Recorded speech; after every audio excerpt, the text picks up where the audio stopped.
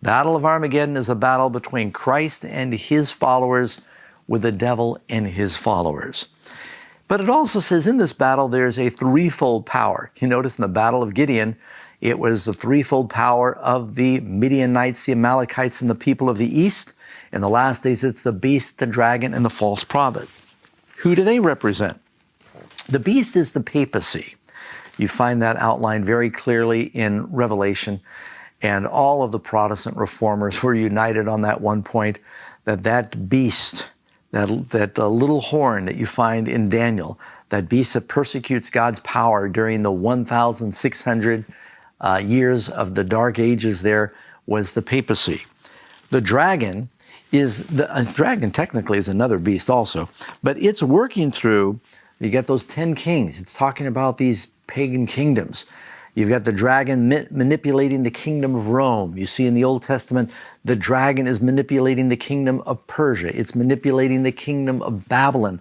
The dragon is working through all these different empires to persecute God's people. So in the last days, it's the dragon working through those 10 heads, which represent the 10 kings that ally with that apostate woman, which is Rome, the papacy.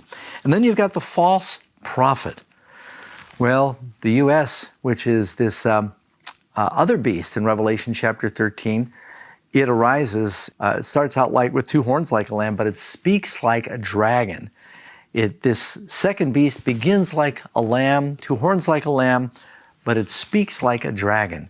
And it is the false prophet of apostate Protestantism, sometimes also manifesting itself with the spiritualism of the charismatic movement, claiming false miracles. This threefold union is going to work together in the last days to fight against God's people. You can also read in that great book, The Great Controversy, the Protestants of the United States will be foremost in stretching their hands across the gulf to clasp the hand of spiritualism. They will reach over the abyss to clasp the hands of the Roman power. And under the influence of this threefold union, this country will follow in the steps of Rome, trampling on the rights of conscience. And then it says, from the beast, the dragon, the false prophet, 3 unclean spirits like frogs come out of their mouth. And what do? You know, why a frog? What's a frog represent? Well, a few things. A frog is a symbol of a loud, empty, repetitive complaining. You ever camp by a lake where the frogs are ribbiting from the muck? And so it's going to be the false prophecy. A frog has its origin in the mud. A frog is an unclean animal. A frog swells itself. It can blow up its cheeks and it can swell itself. It's a symbol of pride. Frogs are slippery. They're unclean. They got big mouths and their power is in their tongue. And you know, one of the most poisonous animals in the world is a frog. It is the poison dart frog there in Central and South America.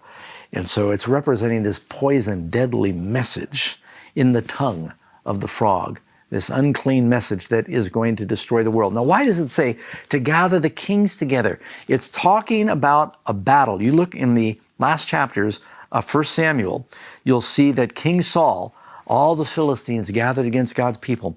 And many of God's people were being deceived by a bad king back then, King Saul.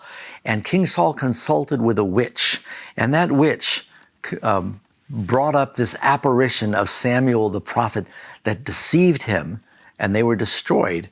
The Israelites were defeated in that battle because they listened to a false prophet. And speaking of these unclean spirits, and so the witch of Endor is a symbol of that.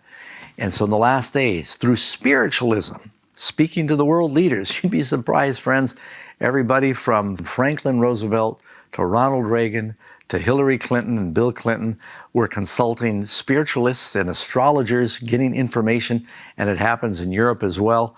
And you'd be surprised in the last days, some of these world leaders, I think, are going to turn to spiritualism to get information, and they're going to be misled, and there'll be great destruction on the side of the beast.